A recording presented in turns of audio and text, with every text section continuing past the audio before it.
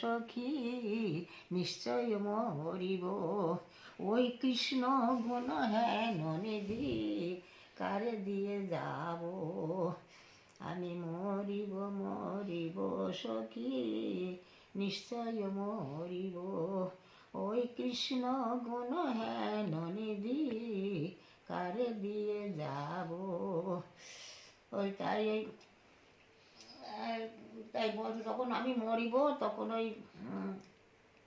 যমুনার জলে আর ওই শ্যামকুঞ্জের মাটি, শ্যাম ওনাদেরই কুঞ্জের মাটি, শ্যামকুঞ্জের মাটি যমুনার জলে গুলি আমার মানে পরিয়ে দিতে বলছে আমি যখন মরব।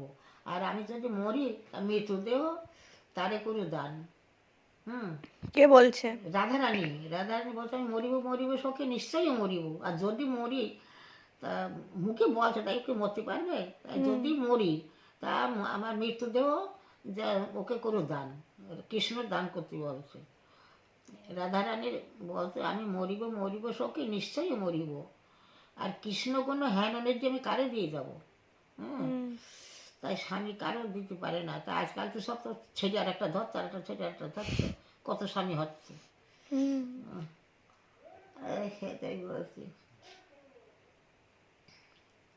আর একটা রাধা কৃষ্ণ যখনই ওই সেই কৃষ্ণ যখন ওই কার ঘরে